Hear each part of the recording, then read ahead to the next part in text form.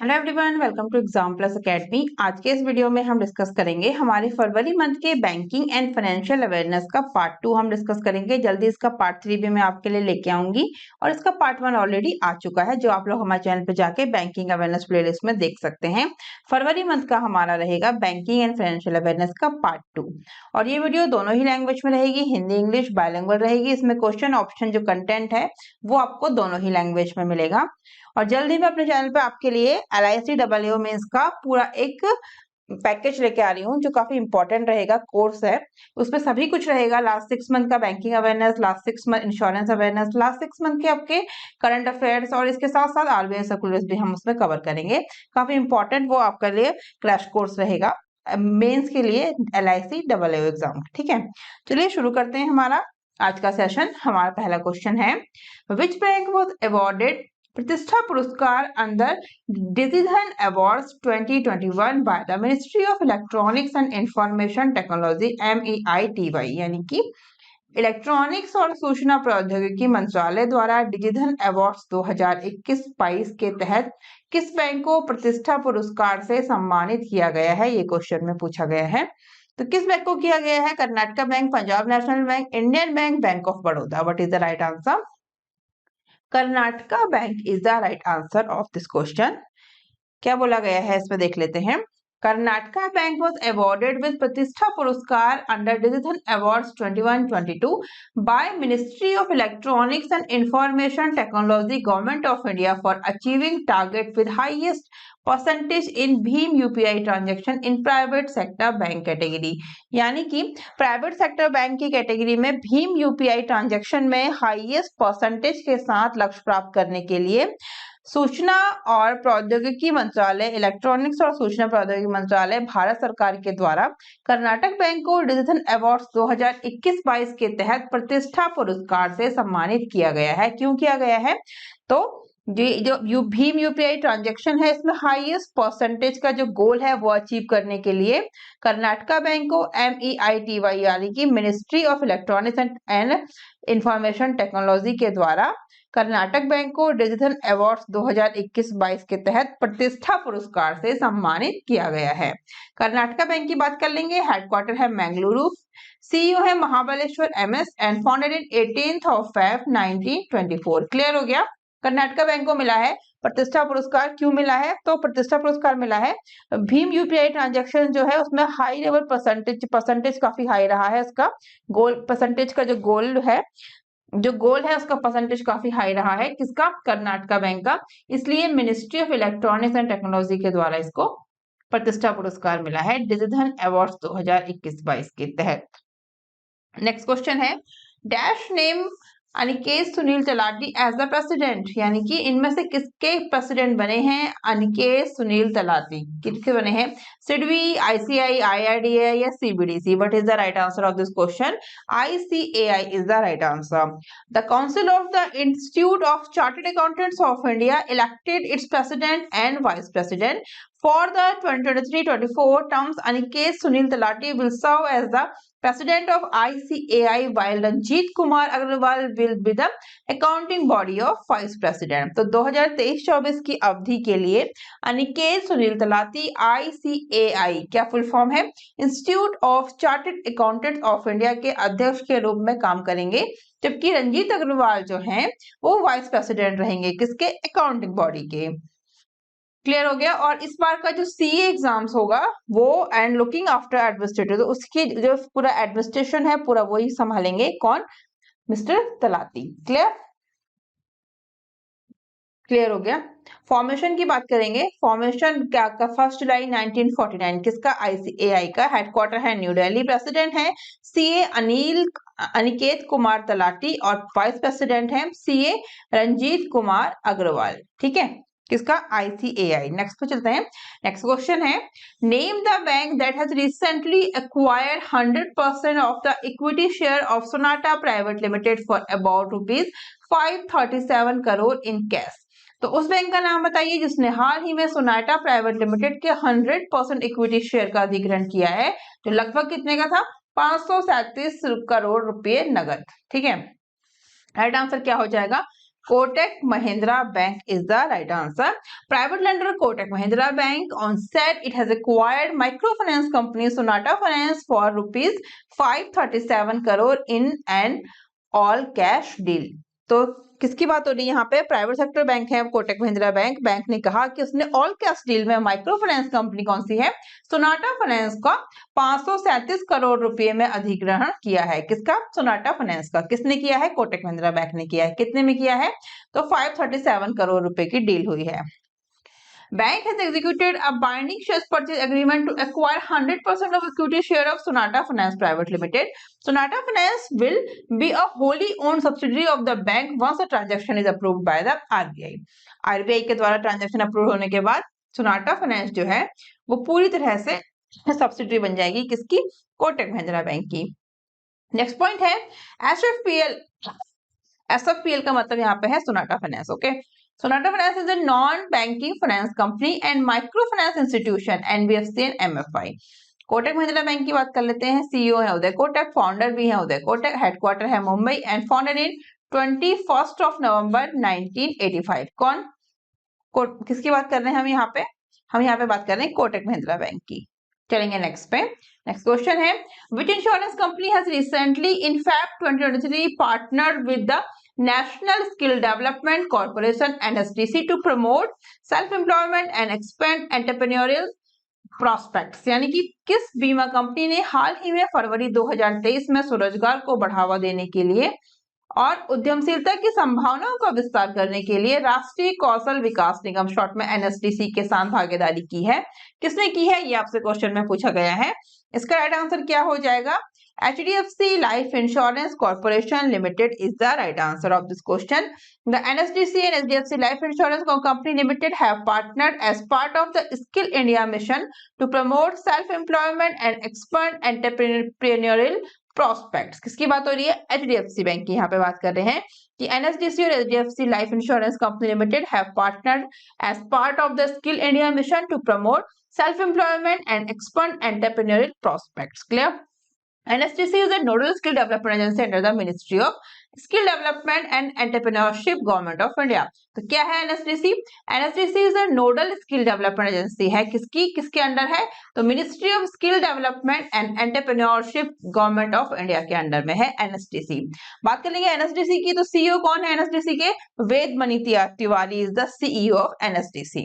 चलेंगे नेक्स्ट पे। Next question है government to set up dash to address existing protection gap across general insurance business. यानी कि सामान्य बीमा व्यवसाय में मौजूदा सुरक्षा अंतर को दूर करने के लिए सरकार निम्न में से किसकी स्थापना करेगी?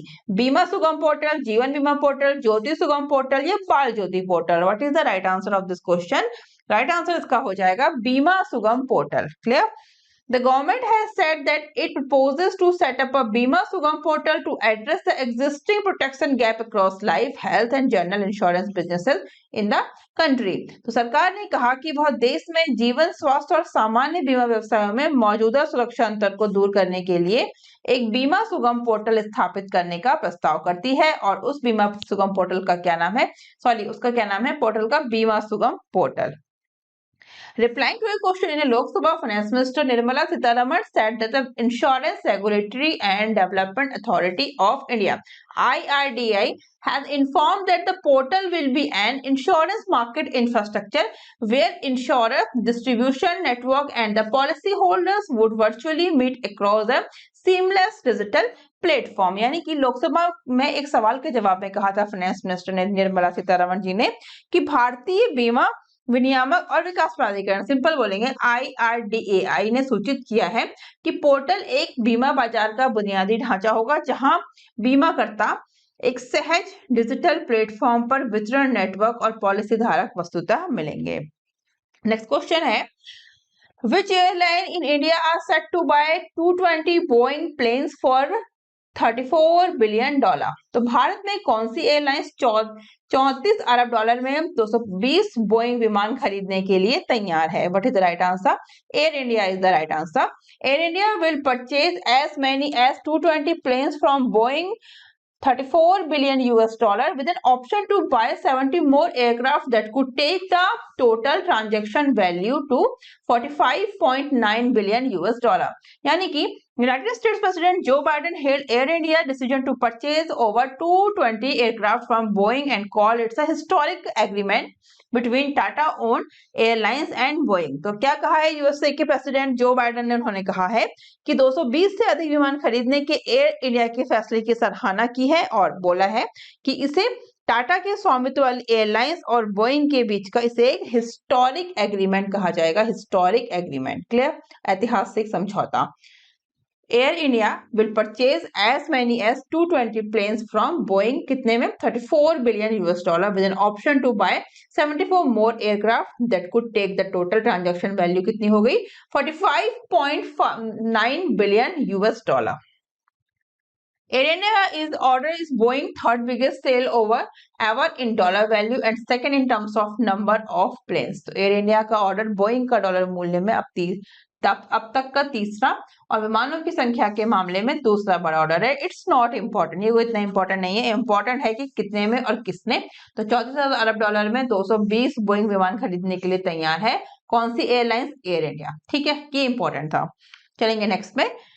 नेक्स्ट क्वेश्चन है, the Reserve Bank of India said it has cancelled the registration of dash based Kudos finance and investment and dash based credit gate for regulatory lapses in landing practices. तो RBI ने कहा है कि उसने जो आपको options दिए इनमें से कहां पे आधारित है, कुडोज फाइनेंस एंड इन्वेस्टमेंट और कौन सा जो अदर प्लेस है आधारित क्रेडिट गेट का पंजीकरण यानी कि रजिस्ट्रेशन रद्द कर दिया है जो लोन देने की प्रथाओं में विनियामक खामियों के लिए है। What is the right answer? हो जाएगा इसका, क्या हो जाएगा, पुणे और मुंबई। क्या हो जाएगा? पुणे और Mumbai is the right answer. ठीक है, क्या बोला गया है, with cancelled certificate for registration the two NBFC should not transact the business of non banking financial institution, the RBI said in a statement. तो आरबीआई ने अपने स्टेटमेंट में कहा है कि रद्द किए गए पंजीकरण प्रमाण पत्र के साथ दो एनबीएफसी और गैर बैंकिंग वित्तीय संस्थान का कारोबार नहीं करना चाहिए। नेक्स्ट पॉइंट क्या बोला गया है, the certificate of registration of the two NBFC have been cancelled on account of violation of RBI guidelines on outsourcing and fair practices code in their digital lending operations undertaken through third party apps which was considered to public interest, it said by the RBI। Clear हो गया कि दो NBFC के पंजीकरण प्रमाण पत्र को तीसरे पक्ष के ऐप के माध्यम से किए गए उनके डिजिटल लोन परिचालन में आउटसोर्सिंग और उचित व्यवहार संहिता पर आरबीआई के दिशा निर्देश के उल्लंघन के कारण रद्द कर दिया गया है जिसे जनहित के लिए हानिकारक माना गया है। तो दोनों को रद्द कर दिया गया है रिजर्व बैंक ऑफ इंडिया ने। Close finance and investment and credit gate for regulatory lapses in landing practices. Clear, चलेंगे नेक्स्ट क्वेश्चन है, the center has informed that around 39 crore loan have been extended under which scheme till the 27th of January 2023। यानी कि केंद्र ने सूचित किया है कि 27 जनवरी 2023 तक किस योजना के तहत लगभग 39 करोड़ ऋण दिए गए हैं। राइट आंसर क्या हो जाएगा, प्रधानमंत्री मुद्रा योजना is the right answer. The center said that around 39 crore loan have been extended under Pradhan Mantri Mudra Yojana till 27th of January 2023। The scheme was introduced in 2015। यानी कि केंद्र ने कहा है कि 27 जनवरी 2023 तक प्रधानमंत्री मुद्रा योजना के तहत लगभग 39 करोड़ लोन दिए गए हैं। यह योजना 2015 में शुरू की गई थी। In a written reply in the Lok Sabha today, Minister of State for Finance, Miss Dr. क्या नाम है इनका, Bhagwan Karad said out of this over 26 crore loans have been extended to women entrepreneurs and about 20 crore loans to SC, ST and OBC category of borrowers। यानी कि लोकसभा के में आज एक लिखित उत्तर में वित्त राज्य मंत्री डॉक्टर भगवान कराड़ ने कहा कि इसमें से 26 करोड़ से अधिक लोन महिला उद्यमियों यानी कि वुमेन एंटरप्रेन्योर्स को दिए गए हैं और लगभग 20 करोड़ जो लोन है वो SC, ST and OBC category के बोरोवर्स कर्जदारों को। ठीक है, नेक्स्ट पे चलते हैं। नेक्स्ट क्या बोला गया है, India GDP likely to grow at 10% in financial year 24 says Morgan Stanley. तो मॉर्गन स्टैनली का कहना है कि वित्त वर्ष 2024 में भारत की जीडीपी कितने परसेंट बढ़ने की संभावना है, तो वो है 6.2% अकॉर्डिंग टू मॉर्गन स्टैनली। ठीक है, ये टाइम टू टाइम चेंज होती है, ये मैं आपको हर वीडियो में बताती हूँ, तो आपने करंट वीडियो देख के जाना है जब भी एग्जाम देने जाना है। ठीक है, तो India's GDP is expected to grow at 6.2% in financial year 24 as drivers of domestic demand remain intact amid fears of an impending slowdown, Morgan Stanley said in a research report released। तो Morgan Stanley ने एक research report जारी की है, उसमें कहा है कि भारत की जीडीपी फाइनेंशियल ईयर 24 में 6.2% की दर से बढ़ने की उम्मीद है, क्योंकि घरेलू मांग के चालक एक आसान मंदी के डर के बीच बरकरार है। यानी कि मॉर्गन स्टैनली के अकॉर्डिंग कितना बढ़ेगा, 6.2% जीडीपी। चलेंगे नेक्स्ट पे। नेक्स्ट क्वेश्चन है, according to the finance minister gross direct tax collection grew %, to ₹15.67 lakh crore so for this fiscal. यानी कि फाइनेंस मिनिस्ट्री के अनुसार सकल प्रत्यक्ष कर संग्रह इस वित्त वर्ष में अब तक कितने परसेंट बढ़कर 15.67 लाख करोड़ रुपए हो गया है। कितने परसेंट बढ़ के हुआ है ये पूछा गया है, तो ये 24% बढ़ के हुआ है। Gross direct collections grew 24% to rupees 15.67 trillion so far this fiscal, the finance ministry said. After adjusting for refunds, the net direct tax collection stood at rupees 12.98 trillion, a growth of 18.40%। यानी कि finance ministry ने कहा है कि सकल प्रत्यक्ष कर संग्रह चालू वित्त वर्ष में अब तक 24% बढ़कर कितना 15.67 लाख करोड़ रुपए हो गया है, और रिफंड के समायोजन के बाद शुद्ध प्रत्यक्ष कर संग्रह 18.40% की वृद्धि के साथ 12.9 लाख करोड़ रुपए रहा है। चलेंगे नेक्स्ट पे। नेक्स्ट क्वेश्चन है, RBI has imposed A monetary penalty of ₹30 lakh on bank of Baroda under which section of RBI, which section of banking regulation act 1949। तो आरबीआई ने बैंकिंग रेगुलेशन एक्ट 1949 की किस धारा के तहत बैंक ऑफ बड़ौदा पर 30 लाख का मौद्रिक जुर्माना लगाया है, तो कौन सी वो धारा है, कौन सा वो सेक्शन है, ये आपसे पूछा गया है। तो सेक्शन 47A। ठीक है, कौन सा सेक्शन है, सेक्शन 47A। क्या बोला गया है, penalty has been imposed for non compliance with certain provision of the Reserve Bank of India, first KYC direction 2016 and next कौन सा है, interest rate on deposit direction 2016। Same है, क्या बोला गया है, KYC direction 2016 and interest rate on deposit direction 2016। Penalty has been imposed for non compliance with certain provision of Reserve Bank of India. Next पे चलेंगे। नेक्स्ट क्वेश्चन है, ADB has recently, किसकी बात हो रही है, एडीबी की। ठीक है, तो ADB has recently approved a loan of $130 million to which state. तो एडीबी ने किस राज्य को हाल ही में फरवरी 2023 में 130 मिलियन अमेरिकी डॉलर के ऋण को मंजूरी दी है, तो वो है हिमाचल प्रदेश। किस लिए दी है, तो हॉर्टिकल्चर सेक्टर के डेवलपमेंट के लिए दी है। ठीक है, the Asian development bank has granted a loan worth over 1072 crore rupees, यानी कि $130 मिलियन। डॉलर में कितना है, $130 मिलियन है, और रुपीज में कितना है, 1072 crore rupees to the Indian state of Himachal Pradesh. तो एडीबी ने भारतीय राज्य हिमाचल प्रदेश को 1072 करोड़ रुपए से अधिक का लोन दिया है। जैसे मैंने बताया, मेन जो है इसका हॉर्टिकल्चर डेवलपमेंट के लिए है।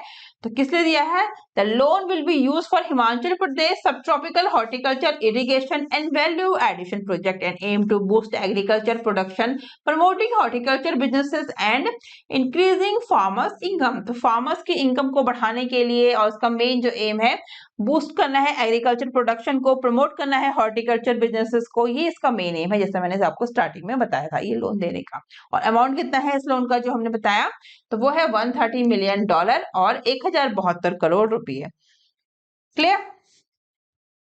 नेक्स्ट पॉइंट भी देख लेते हैं क्या लिखा है, the project aims to assist at least 15,000 agriculture household in 7 districts of Himachal Pradesh in improving their income and adapting to the effects of climate change। यानी कि ये जो प्रोजेक्ट है, इसका जो लक्ष्य है, इसका एम है हिमाचल प्रदेश के 7 डिस्ट्रिक्ट में कम से कम 15,000 कृषि परिवारों को उनकी आय में सुधार करने और जलवायु परिवर्तन से जो भी रीजंस, बारिश, ओले या फिर बर्फ पड़ना जो पहाड़ी एरिया में होती है, उसके कारण जो भी इफेक्ट होता है उसको अनुकूल बनाने में सहायता करना है किसानों को। ठीक है, किसान परिवार को या किसानों को। बात करेंगे उसकी एडीबी की, तो एडीबी का हेडक्वार्टर है मनीला, फिलीपींस में।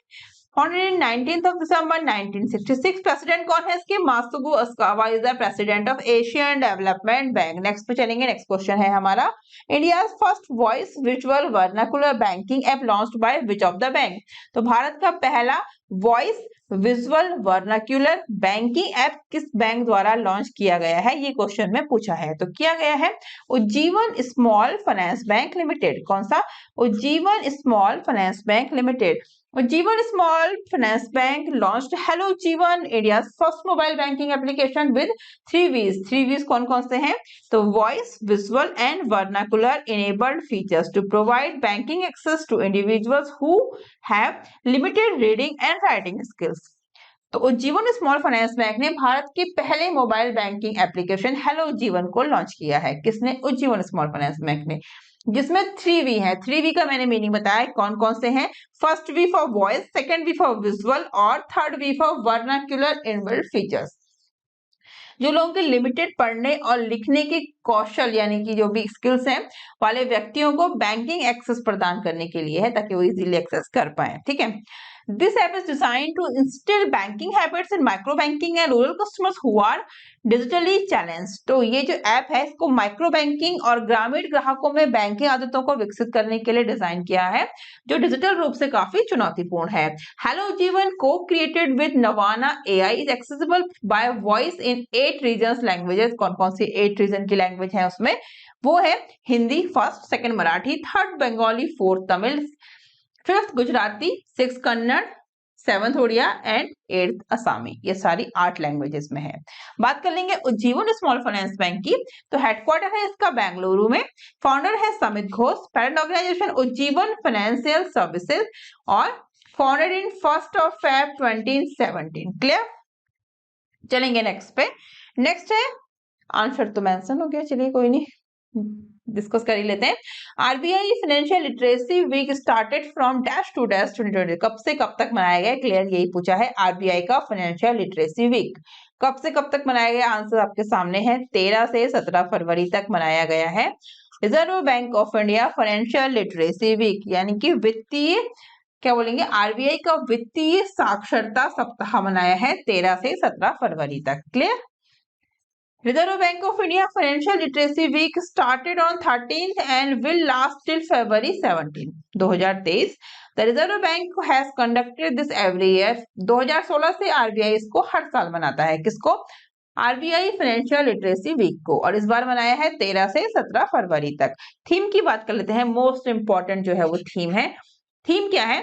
The theme selected for current financial literacy week is good financial behavior your savior। क्या है इसका थीम?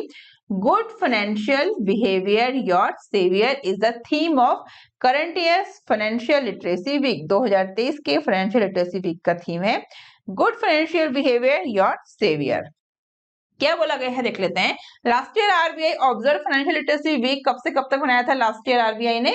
तो 14 फरवरी से 18 फरवरी तक। The central bank held an event to propagate financial education message on the theme of go digital go secure. तो last year की अगर बात करें तो लास्ट ईयर मनाया था रिजर्व बैंक ऑफ इंडिया ने 14 से 18 फरवरी 2022 में मनाया था फाइनेंशियल लिटरेसी वीक, और उसका थीम क्या था? गो डिजिटल गो सिक्योर उसका थीम था। और इस बार का थीम क्या है? Good financial behaviour your saviour. और कब से कब तक मनाया है? 13 से 17 फरवरी तक। चलेंगे नेक्स्ट पे। नेक्स्ट क्वेश्चन है, The third dedicated branch for startups in the nation has been established by State Bank of India in, पूछा गया है एसबीआई द्वारा देश में स्टार्टअप के लिए तीसरी समर्पित शाखा जो है निम्न में से कहां पे स्थापित की गई है? वो की गई है गुरुग्राम में। Gurugram is the right answer. Dinesh Kumar Khare, the chairman of SBI, declared that during the branch inauguration that it will offer startups comprehensive support from entity formation through the issuance of IPOs and FPOs. तो SBI के अध्यक्ष दिनेश कुमार खारा ने शाखा के उद्घाटन के दौरान घोषणा की कि यह IPO और FPO जारी करने के माध्यम से इकाई गठन से स्टार्टअप को व्यापक समर्थन। और एक अनाउंसमेंट था जो मैं भूल गई थी, आप लोगों को ना जो भी इंश्योरेंस के स्टैटिक वीडियोस देखने हैं आप लोग मुझे अनअकैडमी पे फॉलो करिए। आप अनअकैडमी पे फॉलो कर सकते हैं मुझे मेरे इंश्योरेंस के स्टैटिक वीडियोस देखने के लिए। साथ ही वीकली बैंकिंग भी कवर होती है वहां पे, और वहां पे डेली करंट अफेयर्स भी कवर होता है। अनअकैडमी के बैंक वर्ड्स चैनल पे डेली करंट अफेयर्स आता है। बाकी अदर वीडियोस जो है अनअकैडमी प्लेटफॉर्म पे आती हैं, जहां पे आप लोग मुझे फॉलो कर सकते हैं। अनअकैडमी प्लेटफॉर्म पे स्टैटिक अवेयरनेस, बैंकिंग अवेयरनेस सभी कुछ देखने के लिए। क्लियर? वहां पे ज्यादा से ज्यादा फॉलो करिए और क्लासेस ज्वाइन करिए। फ्री ऑफ क्लासेस भी हैं, ऐसा नहीं है कि सारी क्लासेस पेड होती हैं, तो फ्री क्लासेस हैं वो देख सकते हैं आप लोग। हम कुछ चलते हैं हमारे क्वेश्चन पे। हमारा क्वेश्चन है which payment platform released a QR code with a G20 theme to commemorate India's presidency. तो किस भुगतान मंच ने भारत की अध्यक्षता के उपलक्ष्य में G20 थीम के साथ एक QR कोड जारी किया है? राइट आंसर क्या हो जाएगा इसका? Paytm. In honours of India's G20 presidency and the Nations prominence in mobile payments, 197 Communication Limited, the owner of the top payments and financial services startup Paytm, unveiled a special G20 themed QR code. क्या बोला गया है ये देख लेते हैं। इसमें बोला गया है कि भारत की G20 अध्यक्षता और मोबाइल भुगतान में देश की प्रमुखता के सम्मान में शीर्ष भुगतान और वित्तीय सेवाओं के स्टार्टअप पेटीएम के मालिक 197 कम्युनिकेशन लिमिटेड। कैसे? क्योंकि ये जो 197 कम्युनिकेशन लिमिटेड है ये पेटीएम का पेरेंट ऑर्गेनाइजेशन है। क्लियर? एक विशेष G20 थीम वाले QR कोड का अनावरण किया है। किसने किया है? पेटीएम ने किया है। एक स्पेशल G20 जिसकी थीम है वो QR कोड जो है वो इनॉग्रेट किया है। किसने? पेटीएम ने। ठीक है। Ashwini Vaishnaw, the Union Minister for Railway and IT, introduced the QR code and that India Habitat Central Digital Payment उत्सव। तो डिजिटल पेमेंट जो फेस्टिवल है उस फेस्टिवल में IT मिनिस्टर हैं अश्विनी वैष्णव और रेल मिनिस्टर भी हैं। इन्होंने इंडिया हैबिटेट सेंटर के डिजिटल पेमेंट उत्सव में QR कोड जो है वो पेश किया है।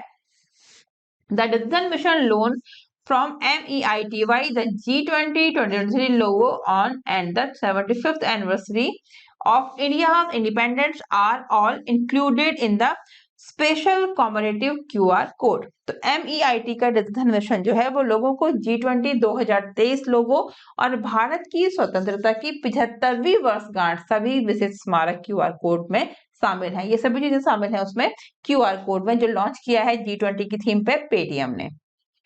पेटीएम की हम बात कर लेते हैं। तो पेटीएम के सीईओ है विजय शेखर शर्मा।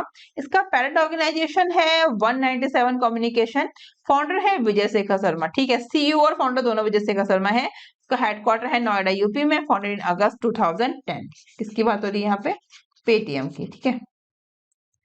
नेक्स्ट क्वेश्चन है हमारा Who launched डिजिटल पेमेंट उत्सव। तो डिजिटल भुगतान उत्सव का शुभारंभ किसने किया है?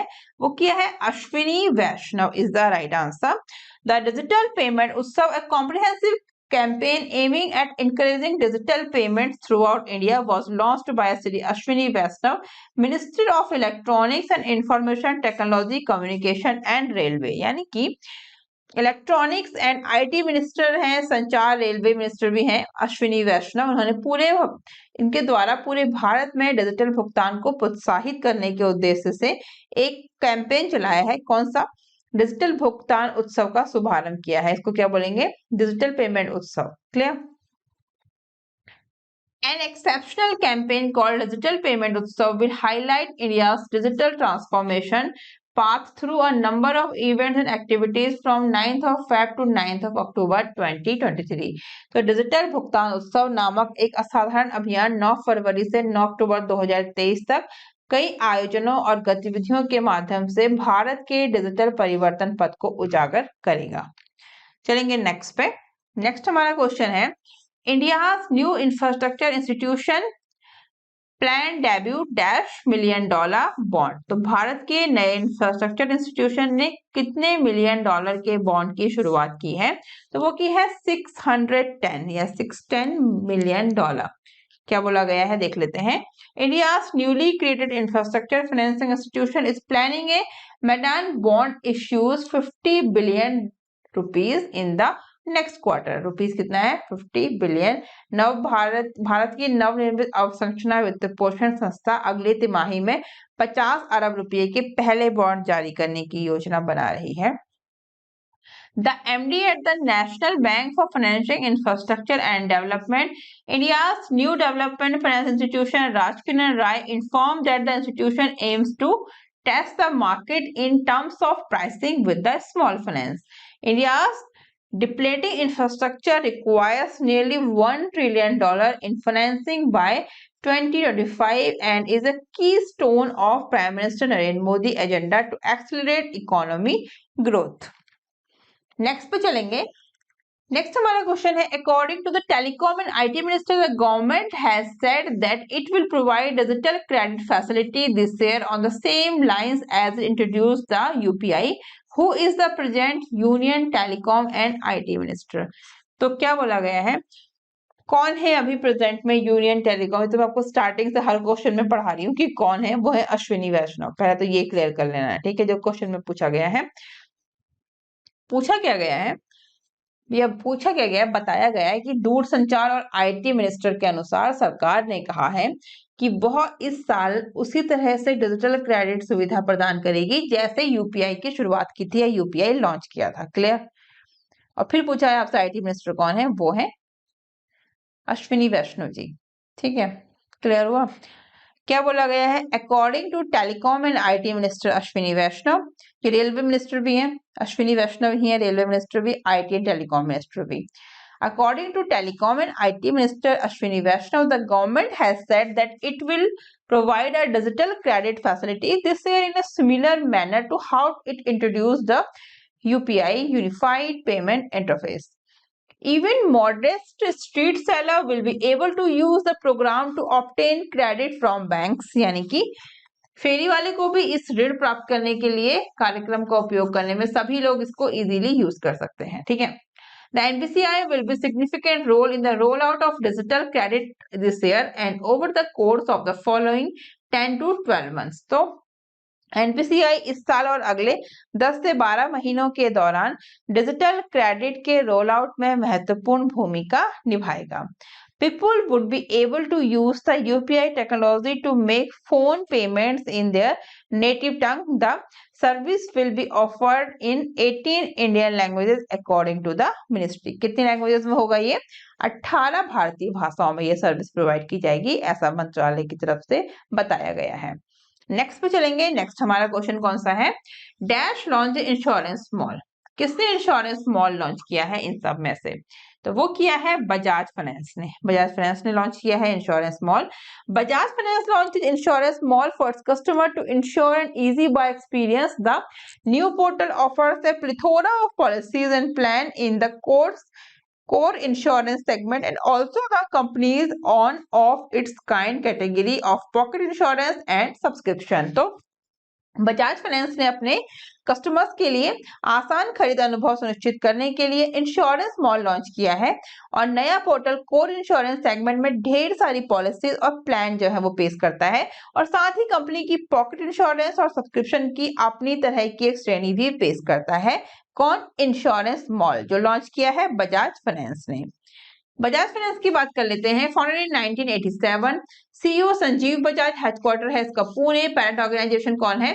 Bajaj Finserv limited. किसकी बात हो रही है? बजाज फाइनेंस की। चलेंगे नेक्स्ट पे। नेक्स्ट क्वेश्चन है, Indore Municipal Corporation (IMC) has issued India's first municipal bond intending to raise up to rupees dash to finance a solar power project। तो इंदौर नगर निगम ने सौर ऊर्जा परियोजना को वित्त पोषित करने के लिए कितने करोड़ रुपए का बॉन्ड जुटाने, मतलब कितने करोड़ रुपए तक जुटाने का इरादा रखते हुए भारत का पहला नगरपालिका बॉन्ड जारी किया है। ठीक है, पहली बात तो किसने किया है? तो इंदौर नगर निगम ने किया है पहला नगर पालिका बॉन्ड। बॉन्ड तो आपको पता है कि बॉन्ड क्या होता है, तो बॉन्ड किसने किया है? इंदौर ने। कितने का अमाउंट आपसे पूछा गया है? 244 करोड़ रुपए का। बॉन्ड होता है जो एग्रीमेंट साइन होता है एग्जैक्टली दो पार्टीज के बीच में, वो। अब ओरली तो कुछ चलता नहीं है, तो बॉन्ड हमको पेपर वर्क या फिर ई पेपर्स चाहिए होते हैं, या फिजिकल जो भी है आपको, उसमें जो साइन होते हैं मोस्टली आजकल ई पेपर्स में ही होते हैं, वो बॉन्ड होता है। क्लियर? तो क्या किसने किया है? इंदौर म्यूनिसिपल कॉर्पोरेशन ने। तो कोई भी म्यूनिसिपल कॉर्पोरेशन कोई भी बॉन्ड, कोई भी पैसे, कोई भी प्रोजेक्ट क्यों लेती है? क्योंकि वो डेवलपमेंट करने के लिए अपने एरिया, सभी के आसपास कोई ना कोई म्यूनिसिपल कॉर्पोरेशन होगा, तो वो उस एरिया का डेवलपमेंट कैसे करती है? साफ सफाई करना, मेंटेन करना, जो भी चीजें हैं, इसके लिए नगर पालिका बॉन्ड जारी किया है। क्लियर? 244 करोड़ रुपए का। Indore Municipal Corporation has launched India's first public issue of municipal bonds intend to raise up to rupees 244 crore to fund a solar power project। तो यहाँ पे क्यों किया है? फंड करने के लिए एक सोलर पावर प्रोजेक्ट को। किसने? इंदौर म्यूनिसिपल कॉर्पोरेशन ने। कितने करोड़ का? 244 करोड़ रुपीस का। This would be the first time a municipal body is targeting individual investor in India. The base issue size is rupees 122 crore with an option to retain an oversubscription of up to rupees 122 crore, aggregating up to a limit of rupees 244 crore। क्या बोला गया है? ये पहली बार होगा जब कोई नगर निकाय भारत में व्यक्तिगत निवेशकों को लक्षित कर रहा है। बेस इश्यू का आकार 122 करोड़ रुपए है, जिसमें 122 करोड़ रुपए तक के ओवर सब्सक्रिप्शन को बनाए रखने का विकल्प है, जो कुल 244 करोड़ रुपए तक की सीमा तक है। ठीक है, नेक्स्ट पे चलेंगे। नेक्स्ट क्वेश्चन है, RBI will soon start a pilot program to introduce which of the following machines that's use QR code. तो आरबीआई क्यूआर कोड का उपयोग करने वाली निम्न में से कौन सी मशीनों को पेश करने के लिए जल्द ही एक पायलट कार्यक्रम शुरू करेगा? वो करेगा कॉइन वेंडिंग मशीन। कौन सी machine? Coin vending machine. RBI governor Shri Shaktikanta Das ने कहा, अनाउंसमेंट करा है कि a pilot program to introduce coin vending machine that use QR codes will begin shortly। तो आरबीआई गवर्नर श्री शक्तिकांत दास ने घोषणा की है कि क्यूआर कोड का उपयोग करने वाली सिक्का वेंडिंग मशीनों को पेश करने के लिए एक पायलट प्रोग्राम जल्द ही लॉन्च किया जाएगा। In response to the outcome of the monetary policy for the year 2023, the central bank governor announced that the RBI will introduce a coin vending machine that uses a QR code to improve accessibility to coins। यानी कि 2023 के लिए monetary policy के नियम परिणाम के जवाब में सेंट्रल बैंक के गवर्नर ने घोषणा की कि आरबीआई एक सिक्का वेंडिंग मशीन पेश करेगा जो सिक्कों की पहुंच में सुधार के लिए क्यूआर कोड का उपयोग करती है। The pilot project is plan to be initially rolled out at 19 locations in 12 cities across the country. पूरे देश में ये 19 स्थानों पर और 12 शहरों पर लागू किया जाएगा। ठीक है, और ये कौन कौन से होंगे? ये मोस्टली पब्लिक प्लेसेस होंगे, जैसे रेलवे स्टेशन है, शॉपिंग मॉल है, मार्केट प्लेस है, यही सब। नेक्स्ट पे चले। नेक्स्ट क्वेश्चन है, Which platform becomes India's first step to support credit cards on UPI? तो यूपीआई पर क्रेडिट कार्ड को सपोर्ट करने वाला भारत का पहला ऐप कौन सा प्लेटफॉर्म बन गया है? तो वो है MobiKwik. Clear? India's leading fintech MobiKwik has become the first fintech app to support RuPay credit cards on UPI। तो भारत का अग्रणी फिनटेक मोबीक्विक यूपीआई पर रुपे क्रेडिट कार्ड को सपोर्ट करने वाला पहला फिनटेक ऐप बन गया है मोबीक्विक। ठीक है, will nearly 50 million users possessing one or more credit cards। This is a significant milestone in India's drive towards a cashless economy। लगभग 50 मिलियन यूजर्स के पास एक या अधिक क्रेडिट कार्ड हैं या कैशलेस इकोनॉमी की ओर भारत की ड्राइव में एक महत्वपूर्ण मील का पत्थर है। कैशलेस इकोनॉमी करने चाह रहे हैं, तो लगभग 50 मिलियन यूजर के पास ये एक या एक से अधिक क्रेडिट कार्ड है। और ये जो है, ये क्या शो करता है? ये cashless economy, cashless economy, India's drive towards a cashless economy. जो कैशलेस इकोनॉमी है उसकी ओर भारत की एक महत्वपूर्ण कदम है या मील का पत्थर है।